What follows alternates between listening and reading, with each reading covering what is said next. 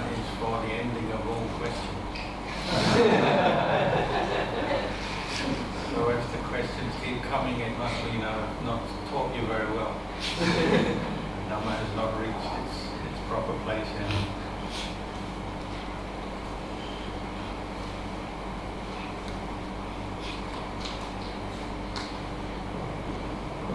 Luangpor.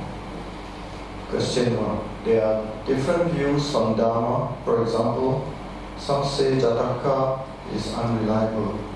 It's just a story. Some say Jatakas are true. How do we distinguish between the true Dharma? My main concern is to establish right view and to see my deluded mind. I'm afraid that studying the wrong Dharma will lead me against the path to Nibbana. Question 2, Dhammapada. It seems that some verses of the Dhammapada are derived from Jataka tales. Is this fine to memorize? Is it fine to memorize the verses of Dhammapada? Thank you, Luangpor.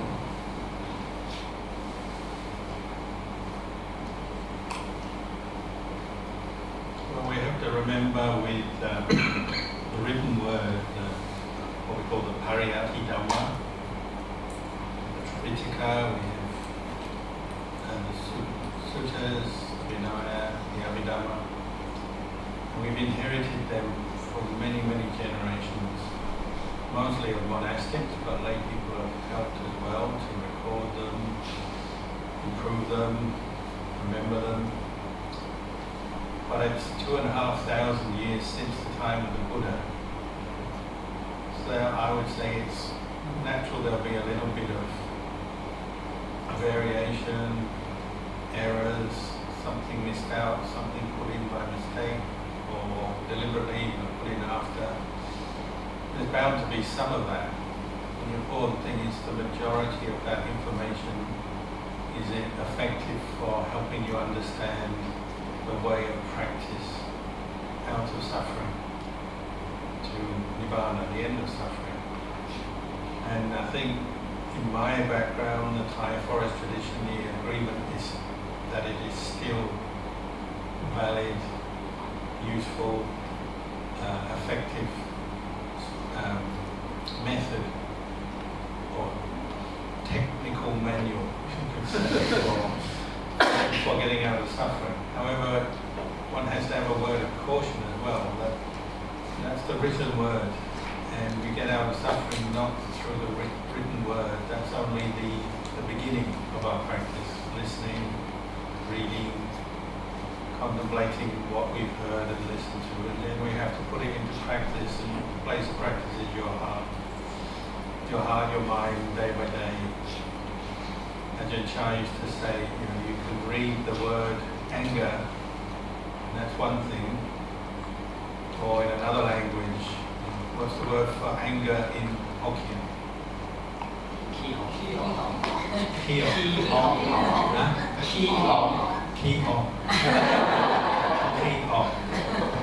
doesn't sound anything like anger. These words, every language has a word for anger, but anger as an experience in your heart, that's different, isn't it? And someone practicing may not even need words to know that. You just know with a feeling, don't you? When you're upset, angry, you'll get a feeling bubbling up from here. If it's extreme anger, it flares out in all directions, doesn't it? And it leads you to do things, physically do things, mentally, a lot of mental, what we call mental proliferation. Very fast thoughts are triggered, reactions. All of that can be known. We don't have to describe it or give words to it, just know it as an experience and know that it's suffering and know that there must be something better than when you're angry, and that is when you're not angry. Non-anger is better than anger. So the Buddha encouraged us to cultivate non-anger or kindness, compassion, to help us abandon anger. That's going on in your heart, in your experience. So the words help, but they're directing to experience it, directing us to practice. And that's why teachers like me keep saying, develop the mindfulness, the quality of knowing, Because that's your number one support for knowing your own mind, your own heart, what's going on. You have to pay attention, you have to be mindful, you have to be aware. So all the pariyatti, there's always the possibility that something can be misunderstood, misinterpreted, misrecorded. What if generally it's according to what the Buddha has taught, and also what teachers over the centuries practiced and realized for themselves, and they say, yeah, these teachings of the Buddha, generally what you read in the Tripitaka is true and effective way of practice. Well, maybe that's good enough as a starting point. You have to take it away and practice. So something like Jataka stories, just as basic morality, teaching morality, they're really useful. Whether they're the actual word of the Buddha or not, we can't know, because we're living now 2,500 years later. But if they accord with the general teachings of the Buddha, the principles in each Jataka story, we'll be talking about using different good qualities such as kindness, wisdom, mindfulness, patience, effort, to solve problems, to solve suffering, to conquer the mental defilements in one way or another. You know, these Jataka stories can be very useful just to inspire people, to arouse faith, energy. Whether they're the exact word of the Buddha or not, we possibly will never know, but then maybe it doesn't matter. If they're helpful in our practice, we can use them. And many things, you know, stories from around the world that are not from Buddhism can still be useful ways to inspire you, give you some wisdom, some understanding. I think we can keep our mind open to many things. Ajahn Chah used to say everything is teaching us. So you see two dogs fighting in the street, and you say, oh, that looks awful. You're seeing the results of maybe greed if they're fighting over food or something. You say, oh, when people or dogs get very greedy, they fight and it leads to terrible outcome. That's not a Jataka, it's not a Tripitaka, but it can be a Dhamma lesson, can't it? So in life, there are many lessons coming our way every day. It's whether we are open to those lessons. Again, if you practice mindfulness, meditation, you train yourself to reflect on things. You can learn lessons all the time, from very natural things, or from the books, or from Jataka stories or the Dhammapada. And the Dhamma, the pariyatti, is not simply to be believed in. You might start there, oh, I believe the word of the Buddha is true, okay? But it's to be put into practice. It has to be taken as a theoretical explanation of the way things are, the words on the page, or the words in a talk, but then you have to take them away and put them into practice until you know for yourself. So if there's a Jataka story that you find helpful to understand the point of Dhamma, the power of forgiveness, or the power of wise communication with somebody who doesn't like you or your enemy, whatever it may be, I'm just giving you examples here, whatever the Dhamma teaching contained in those words, if it helps you, helps give you insight, well, why not? Why not use it? And just keep an open mind, whether it's the exact words of the Buddha or something that's similar to the words of the Buddha. I'm not sure that it matters too much. There are many words you can find even in non-Buddhist teachings that sound like Buddhism. People say this, they read some ancient Greek philosophy or something from another religion, or just some common sense someone says in the market or something. They might just say something like, one guy once told me about the harm of human greed. He said, even a mouse knows the size of its own stomach. Why does a greedy human not know the size of their own stomach? It's just a saying, but it means something, doesn't it? It can help you to think, oh, greed overtakes you and then you eat too much or you take too much from other people. Maybe it's not Buddhism as such, but it can be useful.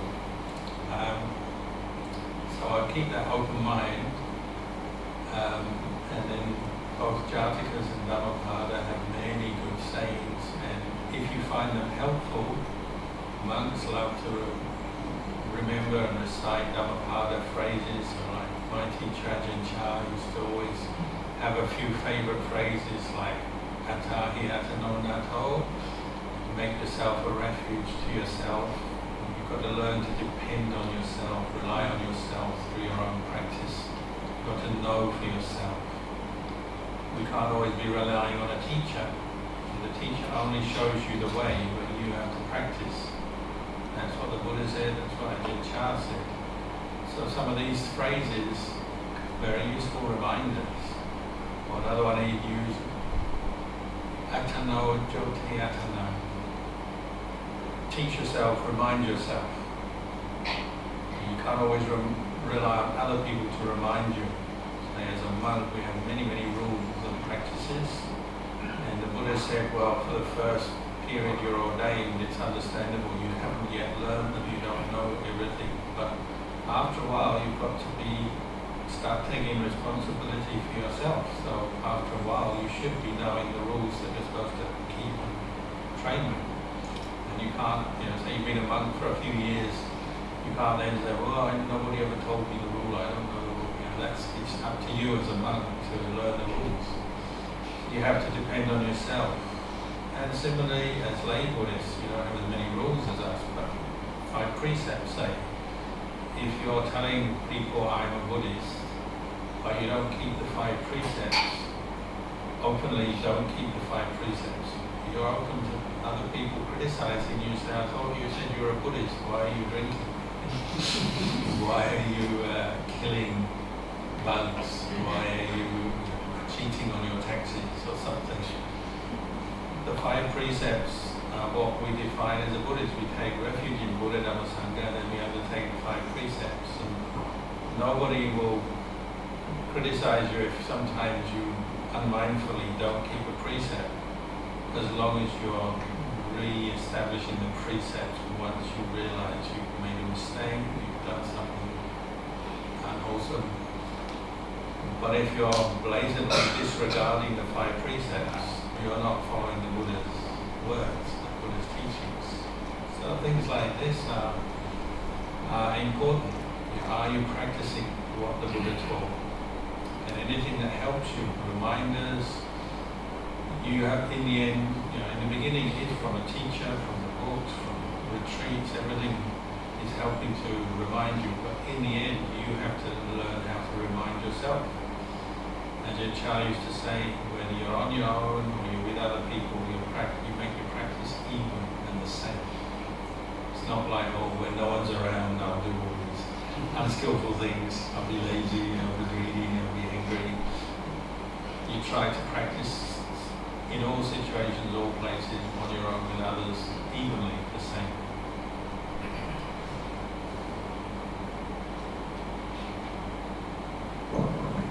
Luangpor, how do we aspire when we pay respect to the Jedi? Question 2. If you were given money and you set aside some to do charity or donation,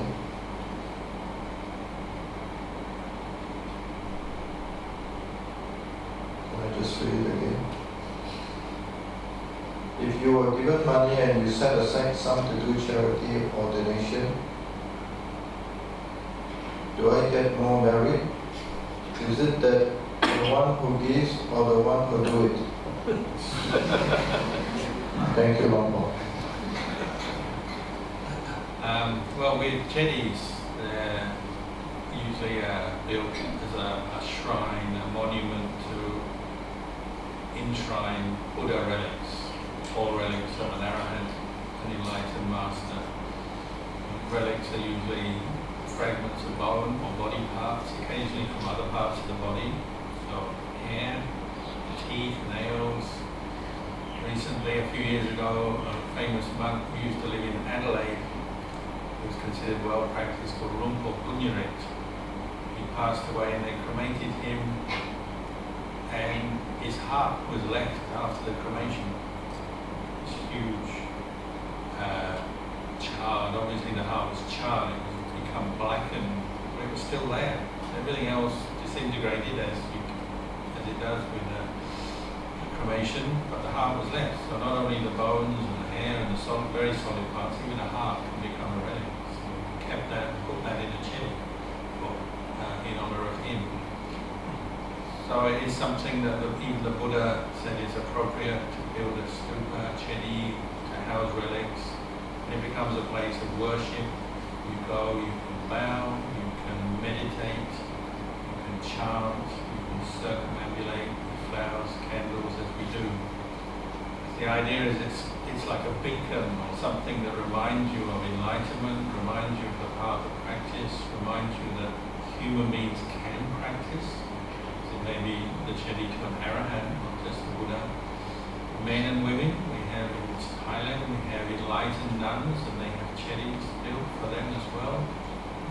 It's not a gender thing, it's not an age thing, it's not a race thing. You don't have to be living in a certain part of the world. Anyone who practices the Noble Eightfold Path can receive the results of that, experience the results. And then if the students of that person, usually they become a teacher, don't they? Or the students see it's appropriate to build a chedi, to build one.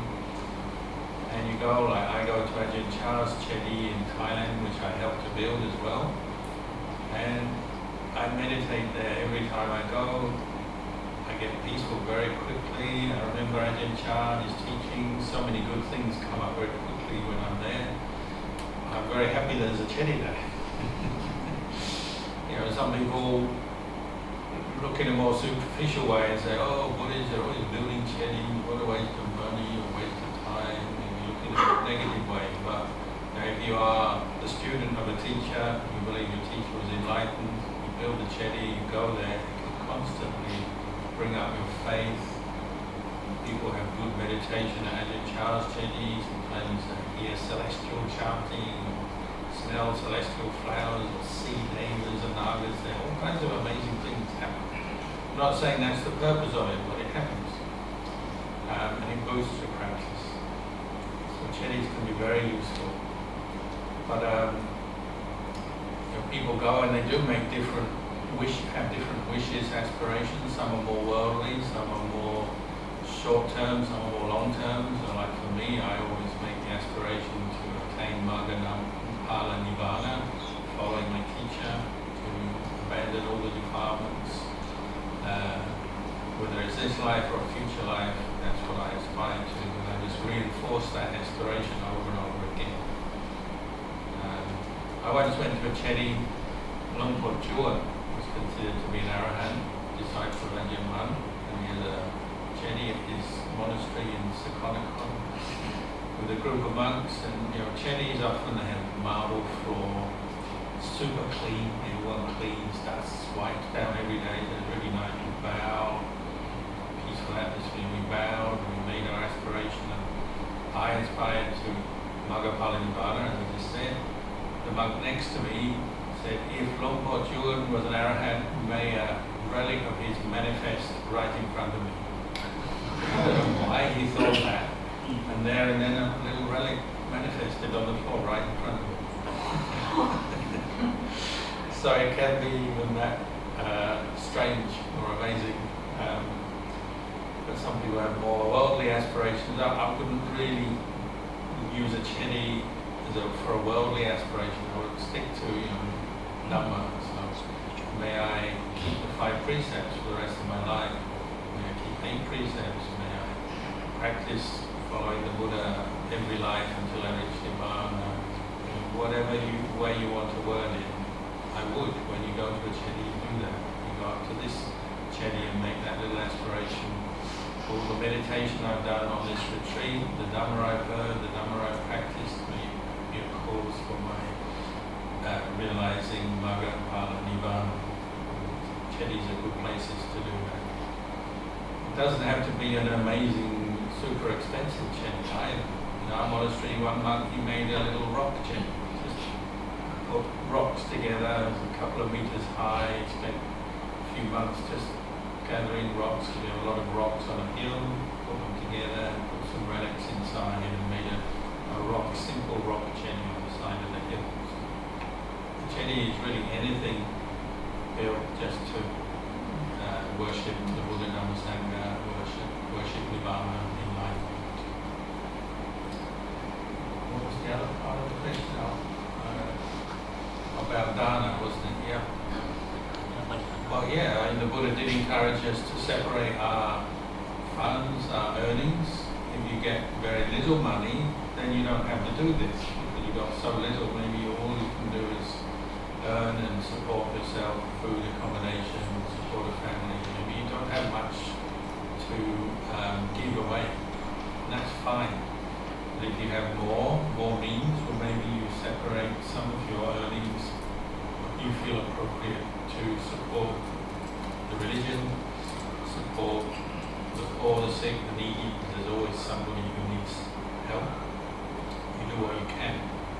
And that's a very wholesome intention, and as I said yesterday, it's helping you to let go of a lot of craving and attachment, stinginess, possessiveness.